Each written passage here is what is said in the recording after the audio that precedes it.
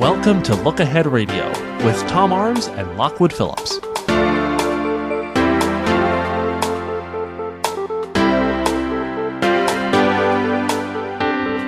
The item about which we're going to initiate our conversation today is not on our agenda, but I'm looking forward to throwing this curve at our guest this afternoon in the second hour of Viewpoints, and that, of course, is Viewpoints Around the World with Tom Arms. First, to remind you, the numbers, if you'd like to join us, 252 area code 247-7282. That's 247-7282, 910 area code 353-4674. 353-4674, and that toll-free number 800-818-2255 via email at viewpoints with an S, viewpointsradio at hotmail.com, and of course via Facebook at Viewpoints on the Talk Station. Every Wednesday afternoon, we're joined by Tom Arms of Look Ahead Radio. And before I even get to that, of course, I do need to mention our sponsors, Advanced Water Systems, the people that bring you Connecticut, folks that are practically reinventing water, and Floyd's 1921 Restaurant. Now, back to the introduction of the program. Tom Arms of Look Ahead Radio joins us every Wednesday afternoon from his restful area there in London, and it's, 11:08 his time. And with that, Tom, good evening to you. Good evening, Lockwood. All right. What's the weather before we get into the details of the day? We are sliding inexorably into autumn and then winter. It's getting cooler. The days are getting shorter. There's still not any rain to speak of. There are some still bright, sunny days, but there's more cloudy days. Okay. We call that global climate change for the world, but for us here in the States, we just call that seasonal change. Okay. Tom Arms, expat, still keeps his connections with his home country here in the States. And I know that you had to have heard, read, or possibly even seen the debates this past Monday. And I'm curious, Tom, what has been the reports there in the UK and on the continent? Yes. Of course I saw it. Yep. I definitely saw it. And it was a very interesting debate. The reports were that Hillary won. But not big time. Really? No. They thought she won, but it was not a knockout, and that she cannot allow herself to get cocky. She's got to try harder at the next debate. And Trump, they think, is sliding a bit, and they're very interested to see what he does in the second debate. Okay, now they think that Hillary won, but that Trump did a reasonable job, and Hillary has to work even harder. We've got several items I want to touch on related to the observations you've just made. You said cocky. We've heard terms snarky. Several people have called over the past few days, very distressed by her appearance, her smile. I'm wondering, is that what you mean by being cocky? No. By cocky, I mean being how can I put it? A little too synthetic. No, not synthetic. No, okay. That she can't afford to rest on her laurels. Okay. I didn't think they were particularly concerned about her clothes, her smile, her hairstyle, or anything like that. If we want to talk about hairstyles, Trump's hairstyle has always been outrageous. No, you're just jealous, Tom. Back, Tom Arms. Yeah, that's true. Tom Arms of Look Ahead Radio, and of course, you hear that program every Friday evening here on the Talk Station. Also has a blog. We'll get to that in a few minutes. Tom, let's talk about Mr. Trump's presentation. Now, he took on the issue at the outset on the topic of international trade, particularly the TPP and NAFTA.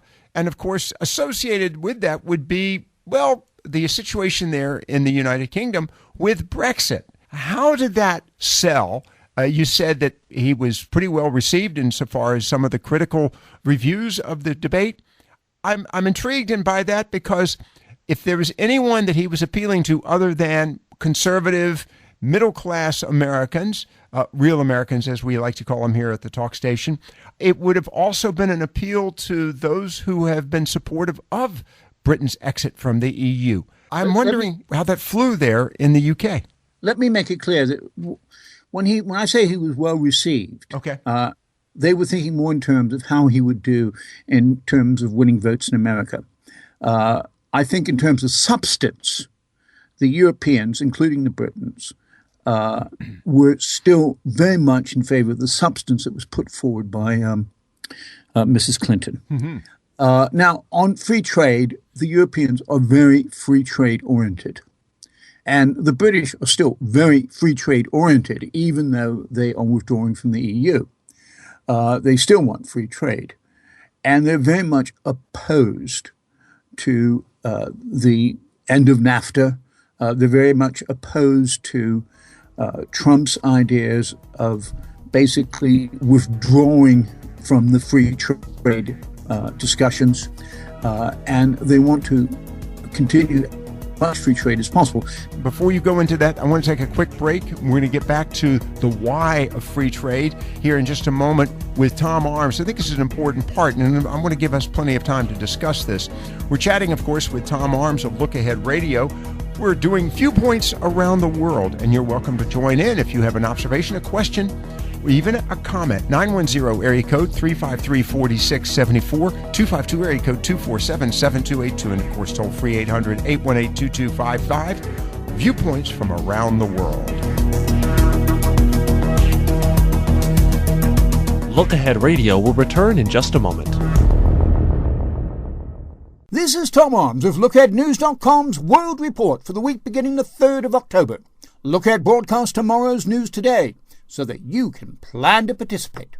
U.S. presidential campaign debates continue, starting on Monday with the first vice presidential clash. The week finishes on Sunday with round 2 of Trump versus Clinton.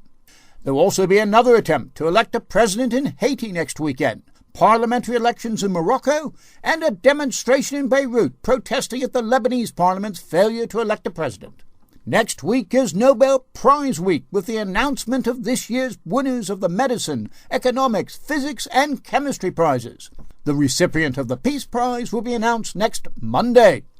Another major political award, the European Parliament's Sakharov Award for Freedom of Thought, will be presented on Thursday. In other EU business, the 15th round of EU-US free trade talks starts on Monday. The EU is hosting a conference to raise cash for Afghanistan on Tuesday, and on Friday, German Chancellor Angela Merkel and French President François Hollande co-host a World Health Summit. On the economic front, the world's finance ministers descend on Washington next week for the annual meeting of the IMF World Bank. There are 2 big cases before the International Court of Justice next week. One involves a bid by Gibraltar to remain in the EU despite Brexit, and the second is a judgment on an attempt by the tiny Marshall Islands to condemn the nuclear powers for breaching their treaty obligations. And finally, on Friday, it's time to paint yourself a sickly green and let the dead flesh hang. It's World Zombie Day, when the living dead are encouraged to parade through the streets. And that was tomorrow's news today from LookAheadNews.com. Stay tuned after this message for the expanded Look Ahead World Analysis. Quick, what do these sounds have in common? These are the sounds of geography. Geography helps us understand connections between people and places. But our kids aren't getting enough of it. Half can't locate Japan or India, and 20% can't even find the Pacific Ocean. So we created MyWonderfulWorld.org to give kids the power of global knowledge. Go to MyWonderfulWorld.org to learn more. It's a wonderful world. This is Tom Arms of LookAheadNews.com's expanded world analysis for the week beginning the 3rd of October. Look Ahead broadcasts tomorrow's news today so that you can plan to participate. The spin rooms awarded round 1 in the Trump-Clinton presidential debates to Hillary. But polls show contenders remain neck and neck. Next Sunday they clash again, with Donald promising to prepare better and punch harder. On Monday, their number 2s go head-to-head for the first time. The roles of Democratic vice presidential candidate Tim Kaine and Republican Mike Pence have assumed an exaggerated importance given the ages of their bosses. One of the election issues raised in the first presidential debate was free trade. On Monday, the 15th round of a U.S.-EU free trade agreement starts. President Obama said he wants the deal concluded before he leaves office, but TTIP is encountering opposition on both sides of the Atlantic. Haiti is having difficulty electing a president. It will make another attempt next weekend. The electorate started the process 18 months ago, but postponements, threats of riots, and claims of electoral fraud have scuppered repeated attempts. Their president is indirectly elected by Parliament. However, the Parliament has failed to elect a leader after more than 2 years and 43 attempts. Fed-up Lebanese take to the streets next Friday to protest against the parliamentary deadlock. On the same day, parliamentary elections in Morocco are expected to go off without a hitch. The elections are monitored by about 4,000 national and 92 international observers. At the International Court of Justice, a verdict is due next Wednesday in the case of the tiny Marshall Islands versus the nuclear powers. The Pacific Islands include Bikini Atoll, which was reduced to a useless pile of irradiated sand by 67 U.S. nuclear bomb tests. America has not been specifically named in the suit because it does not recognize the court's jurisdiction, but the Marshall Islands hope that a favorable verdict will give them a moral stick with which to beat Washington. Also before the court is the tiny British overseas territory of Gibraltar. Next week it starts looking for a legal loophole that will allow it to remain in a post-Brexit EU. Booming Gibraltar is totally reliant on the EU for its financial services and online gambling businesses. Global finances are on the agenda for the annual meeting of the IMF World Bank in Washington. The world's finance ministers remain worried that the world growth for 2016 is predicted at a relatively low 3.1% and 3.6% for 2017. And that was next week's News Today, so that you can plan to participate in the world around you. Stay tuned after this message for Viewpoints Around the World with myself and Lockwood Phillips. Welcome back to Look Ahead Radio. Here is Lockwood Phillips. Viewpoints Around the World with Tom Arms of Look Ahead Radio. And by the way, the blog site, lookaheadnews.com. Go to that website. You can get the recordings of previous programs as well as his own observations. There's so much more at lookaheadnews.com. Tom, we broke that conversation a few moments ago in the midst of a topic of free trade and the role that free trade plays in, well, the debates, discussion, and the economy of Europe, and I'm including the United Kingdom in this conversation as well. Let's go back to that very quickly because that came up as a topic of discussion at the very beginning of the debates. How, again, does the European community perceive free trade in light of the fact that Great Britain has decided to leave the European Union? Well, free trade and globalization have their pluses and minuses.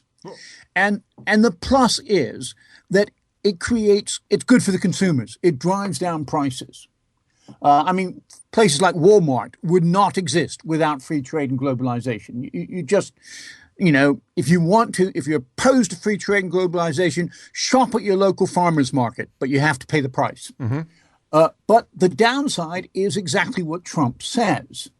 It is true that jobs and whole industries are being exported to other countries, mm-hmm. where the labor is cheaper and where the factories can be built closer to the raw materials that are needed to produce the manufactured goods. So, in theory, it's a trade-off between lower prices and fewer jobs. But in practice, in places like most of Europe and most of the United States, but not all of it, a constantly evolving world economy means that new industries are constantly being created. And people are being trained in, the United States, Britain, most of Europe. They have the universities, they have the training facilities to train people up to these new high-tech jobs. And so what you end up getting, or you should end up getting, and you do in a lot of places, and the statistics back this up, is you get lower prices and you get higher employment. I've got to make mention of the new technology and just saw an article, I think it was yesterday, a major builder in London, a lady, as I recall, expressed even shock that there is every indication we will be seeing more robotics in the construction trade. And she pointed out, and a story pointed out, that apparently London is in the midst of a major skyscraper building boom, which I'm a little disappointed in because I happen to like London, how it appears today. But that's another story for another time. But the point of the matter is, there's a potential that we will see more people in the very near term out of work. And we've seen this in Europe. We're seeing it in other countries, even in this country, because of technology and the ability to ramp up new opportunities for this labor pool seems a little far-fetched at this point. Your thoughts? No, it's not. It's not. Unemployment, full employment is supposed to be 5%. That is, if unemployment is at 5%, it's considered full employment. Mm-hmm. The national average in both the UK and the United States is 4.9%. Now, that's the national average.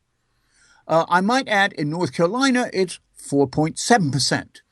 The national average in the U.S. includes the territories such as the Virgin Islands, Puerto Rico, Guam, and places like that. In Puerto Rico, it's 11%. Well, in New Hampshire, I believe it's only 2.7%, which means they have to import people just to fill the jobs they've got. A lot of people. There is, unemployment is not as, it's going to be big in places, obviously, because the United States is a big country. And there are parts of the UK where there's high unemployment, where an industry has gone under and new industries have not yet taken root. So there's always going to be this dislocation. But let's talk about the political impact of this for a brief few moments, then we're going to move on to other items. Definitely want to talk about issues of security and events, and we've got to talk about Aleppo, the location that caught Gary Johnson by surprise, I might add. What is this doing, though, to the European economies as well as the UK, especially in light of the fact that you're thinking that trade is mandatory, especially you want to be able to trade there on the continent. What, again, is the political fallout from this, and what can we expect this coming year? You've got a lot of elections coming up. It's going to vary from country to country. In Italy, for instance, there is high unemployment. In Southern Europe, right, their economies are not as advanced. Spain, Italy, Greece, parts of France, they're not as advanced as in Northern Europe. They don't have the same training facilities. They don't have the same money. They don't have the same capital structure and things like that. And so they need more help. And where's that help going to come? And the fact is that the Germans are not prepared to give it to them. Well, where will this help come from? I'm going to call this up short because I've got one other quick note. Well, this is you're absolutely right in pointing to the political problems that this is creating, because the Italians are really angry that they're not getting more help from the Germans. And so it's going to create a lot of political tensions within the EU. What about Greece? Greece is another case in point. Okay. Obviously. All right. I want to, this kind of segues into this. Before we go to the break, we've gotten a piece from an individual who sent an email, David Patterson of London, who is proposing that part of the problem in the world is world population growth. He notes here the world population is currently 7 billion. And if you look at the population over the last 12,000 years, you can see that for much of that time, it was about 200,000 and didn't rise above 1 billion until the agricultural revolution in the 18th century. He's saying that it's basically a food issue. I have to disagree with him, but your comments on this one? Well, it's a food issue. It's a population issue. It's particularly a problem in the developing world. And the reason it's a problem there is because the population is growing incredibly fast. And you know why? Let me interrupt you. There's a failure to acknowledge here, and that is improving health care and improving... I was just going to say that, Lockwood. Well, you didn't say it fast enough. And improving quality of such basic services as water, things of this nature. So back to you. It's an oversimplification. There's a trade-off for you, and I'm in favor of the improving of health care because I just don't like the idea of people dying. But in countries like Egypt, in countries like Kenya, More than half the population is under 15 years old. It's just growing at an enormous rate. Now, this is creating a lot of pressure on jobs, on farmland, on water resources, and everything else. And as a result, people are immigrating. They're coming to Europe and they're coming to the United States, and they're flooding the labor pool. All right, we've got to go to a break. The ramifications of some of these events, and of course, we've talked about the refugee issue, which of course is contributing to this as well. All right, we're our guest, of course, Tom Arms. Look Ahead Radio. You're hearing viewpoints around the world. And as always, to remind you, you hear the program with Tom every Friday afternoon here on the station. But also you can go to his website, LookAheadNews.com. That's LookAheadNews.com. Look Ahead Radio will return in just a moment.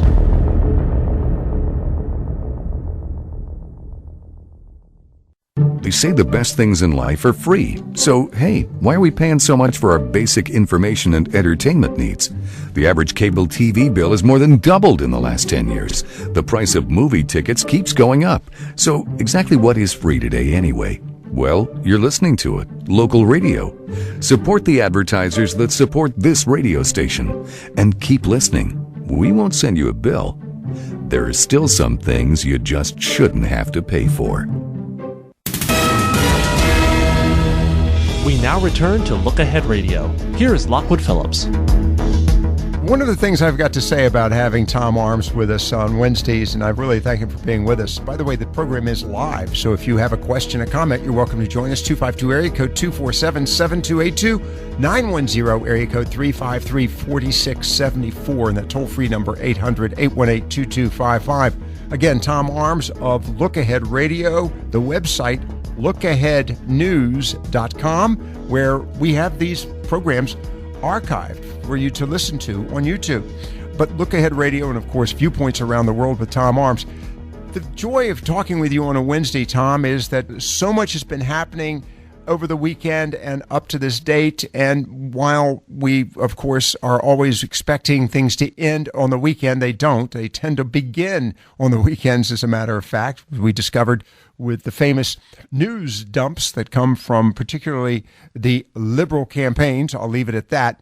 But the other aspect of the events of the past few days is what's happening in particularly the Middle East, Syria of great note. I want to go straight to that. Aleppo has all but been leveled. The United States is threatening to pull out of any efforts to engage in peace negotiations in Syria. I don't know how you negotiate peace in Syria when you've got so many players and they are constantly changing sides. So what is happening there in the Middle East and what's happening in relationship to NATO and the commitments from both Europe as well as from Russia and the U.S.? Well, I think what's happening there is quite simply that Assad and Putin have smelled military success. Right. And once they have that smell in their nostrils, there's no stopping them. I think that's true of any military commander. They can smell a victory. And so they're going to go for it. And the next few weeks could be make or break. And anything that John Kerry or anyone else says is just not going to have any impact on their thinking at all. Since 2012, Aleppo has been a divided city, east and west. At the moment, there are 250,000 people trapped inside the eastern half. 100,000 of them are children. Wow. And they're under constant bombardment. And the bombardment is believed to be a prelude to the introduction of ground forces and tanks. Wow. It's a stunning story. And of course, Aleppo, a historic city, as a matter of fact, will be leveled. It'll be rubble when it's all said and done.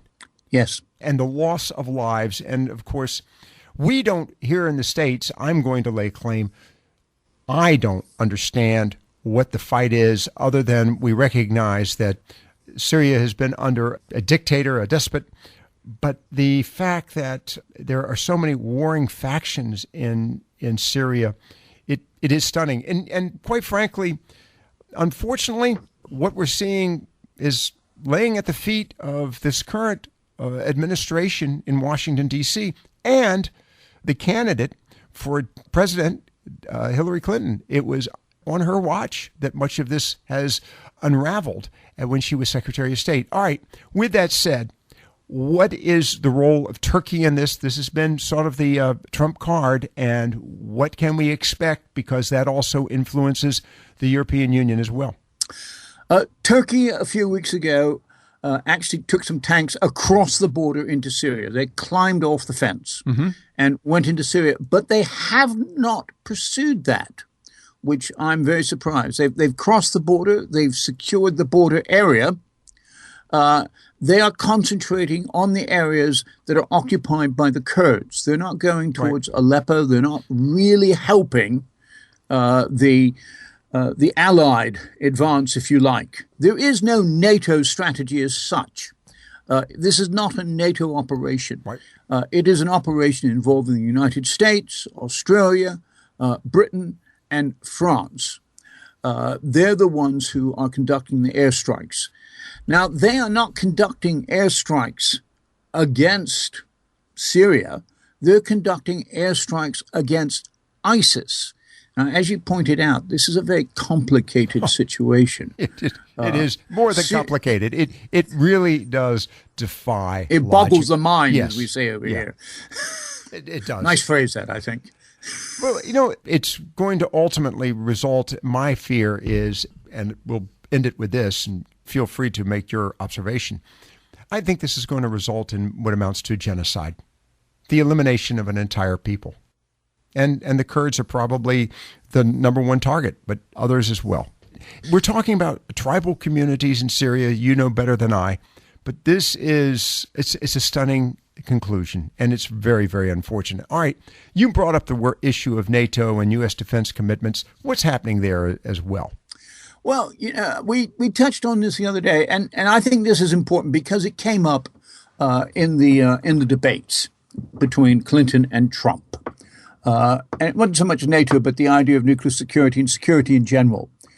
And the idea of, I think you have to start not just looking at NATO, but you have to remember that the United States has defense treaties which protect a quarter of the world's population. I mean, it's not very well known. It's an absolutely massive part of the world which the United States extends its defensive umbrella over. And if you start messing with those defense treaties in any big way, it's going to really screw up the whole geopolitical structure. And that is what Trump wants to do. He wants to... He's making all sorts of noises about it. No, wait. Hold on. Let's touch on that for a moment. I think that we get confused with his inarticulation with true policies. And I fear that what many in Europe are seeing is what we in the States are ignoring. And that is his rather inarticulate and sometimes blustery way of getting the attention of the audience. I don't think many in this country fully perceive this as a clear policy on his part. So I have to make that observation. But back to you. Can I point out that during the debate, the subject came up of his New York Times interview on NATO and security, in which Trump said that surprisingly, that was his word, surprisingly, the New York Times got it spot on. Okay. And got his interview and his quotes absolutely spot on. And in that interview, he said that if NATO countries do not pay their full whack of 2% of GDP, then the United States may not come to their defense if they are attacked. May not is not that we won't. That's number one. Number two. Okay, but the point I want to make, Lockwood, is that this makes the people in Europe scared. Well, but it doesn't make them scared to make them want to pay 2% necessarily. It makes them think about their alignments. What are they going to do? So they start talking about creating a European army. separate and independent from NATO. Countries like Estonia, Poland, Ukraine, they have to think in terms of, well, maybe we better have better relations with Russia. Well, because it's better being dominated by Russia than being dead. Well, the old phrase used to be better red than dead, but we can't say that anymore. Okay, but the European army would be something separate from the United States. The U.S. would have less influence over European foreign policy if a European army is created. Okay, we're going to take a quick break on that. We'll come back in just a few moments with Look Ahead Radio's host, Tom Arms, and of course with LookAheadNews.com. And of course, you're listening to Viewpoints Around the World this evening with Tom Arms of Look Ahead Radio. Stay tuned.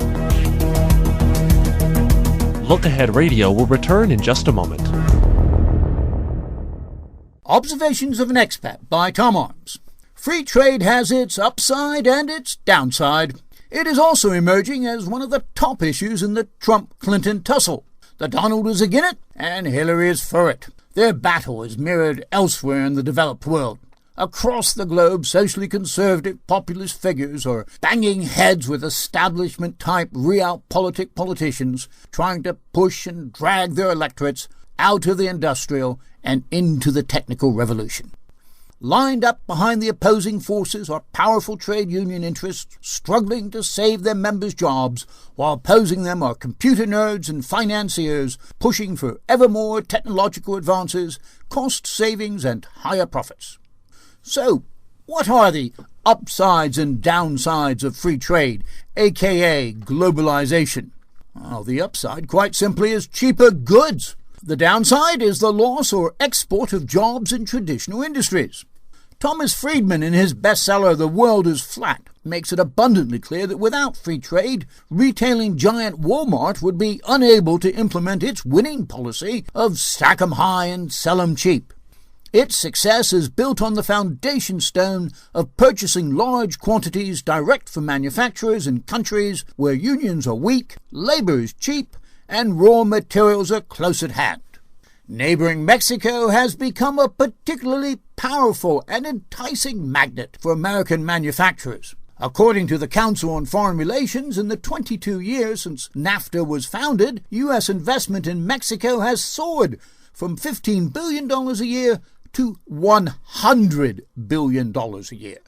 Dean Baker at the Economic Policy Institute says that this has resulted in the loss of 600,000 jobs, and that those that are left suffer wage stagnation in order to compete with cheap Mexican labor. Of course, we mustn't forget China.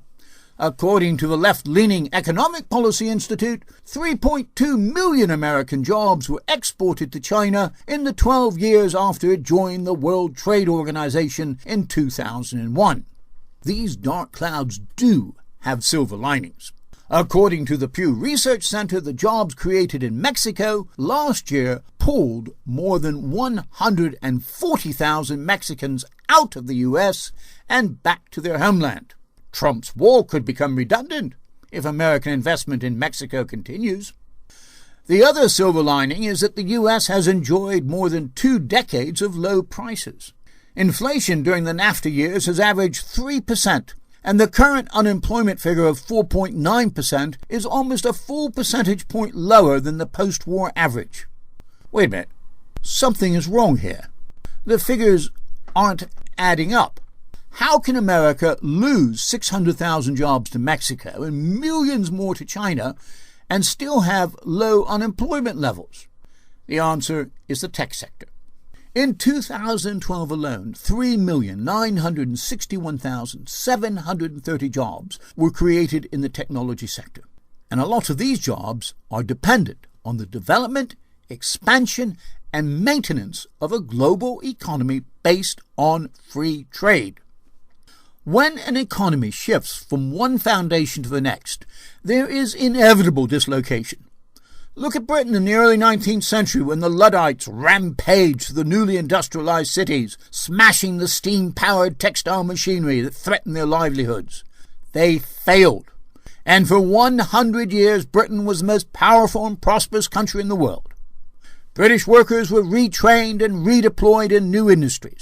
To do this, the British developed the world's finest educational establishments. It still has world-class universities and schools, which play a major role in keeping the UK economy near the top of the list. Right alongside is American education, an enormous asset with the potential to retrain tens of millions in the 21st century's well-paid, high-value, high-tech industries that will inevitably replace the overprotected industrial society of the 20th century. Welcome back to Look Ahead Radio. Here is Lockwood Phillips. Viewpoints around the world with your guest, our guest that is, Tom Arms of Look Ahead Radio, heard every Friday here on the talk station. And by the way, heard on stations around the country, I might add. Growing and expanding number of stations picking up his program. LookAheadNews.com is the website. And of course, Look Ahead Radio with Tom Arms. Tom, we were chatting a few moments ago about nuclear security, and I've got to get to a quick note on this one. Apparently, Iran is flexing its muscles and expressing the threats to Israel. Shimon Peres, of course, his death announced just yesterday. There's a lot happening in the Middle East, and of course, we've been focused on Syria. What is the overall flavor and temperature of the Middle East at this point, with all that the focus has been on Syria, Iran, Israel, Iraq? Anything significant happening there? Well, I mean, significant things are happening all over the place. I mean, Yemen, for instance, is collapsing under the weight of Saudi bombardments. Right. Yes, Iran is always going to be a headache. I don't think, of course, wait a minute, I'll back up slightly on that one. Iran is heavily involved in the siege of Aleppo. Mm-hmm. It's not just Syrian and Russian forces. There are Iranian militia as well. Wow. So there's a sort of alliance there between Russia, Iran, and Syria. Iran and Syria being in any way in lockstep? I don't see it. Well, there you have it. They are. For the moment. The Middle East is one of these places where, you can be someone's enemy one day and want to stab them right in the back and their bosom buddy the next. It's amazing. Amazing. All right. Let's talk about what's happening, though. We've got Saudi Arabia, which, of course, is facing some real economic challenges due to the low cost of oil. Iran is now a key player in that because we have lifted all of the restrictions on the Iranian economy. And that I say we, meaning the European Union as well. There's a lot of potential unrest there, and I've got to get to a topic of 9/11. But is there something we should be paying close attention to? Syria. Keep paying close attention to Syria. If it's going to blow up, it's in the course of, potentially in the course of blowing up at the moment. Syria is where everyone is gathered. They're all focused on Syria. Everyone has a stake in Syria.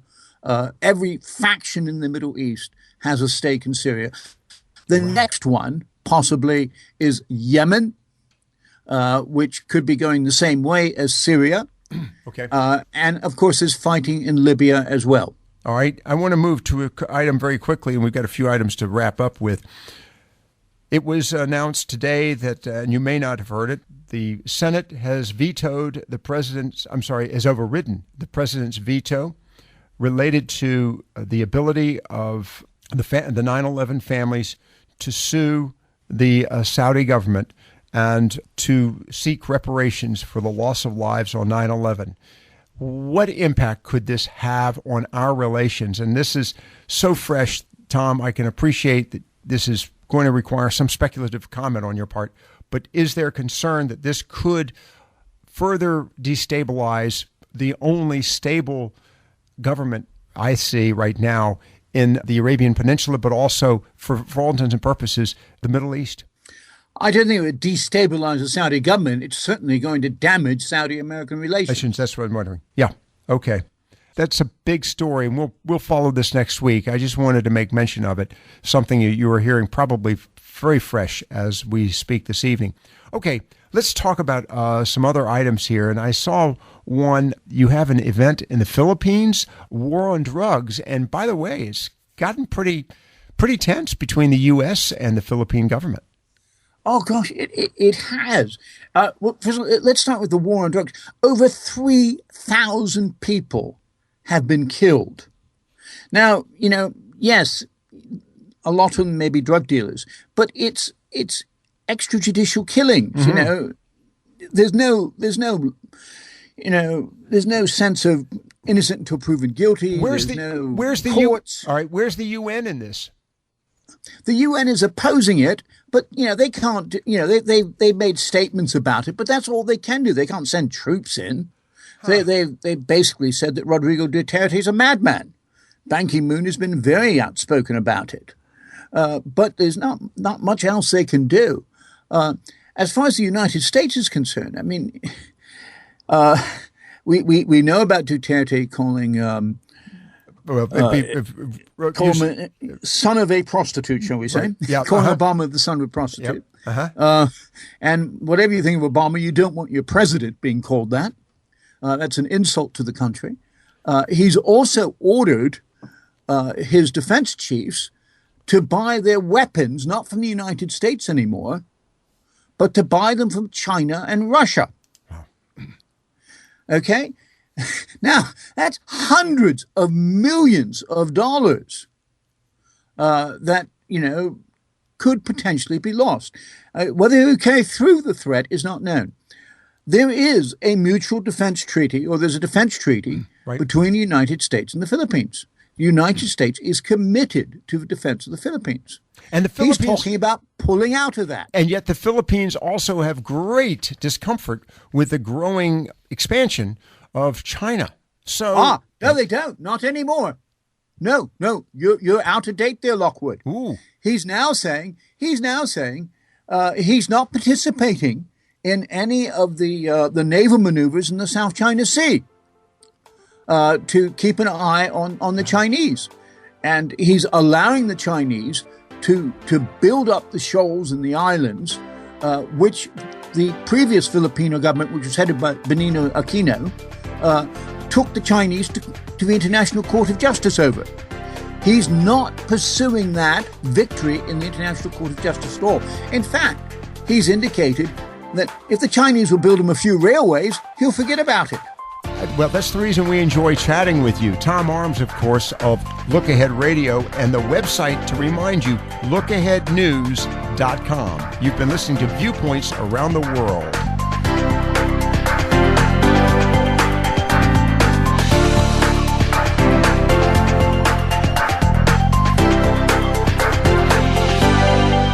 Look Ahead Radio is a production of the Talk Station.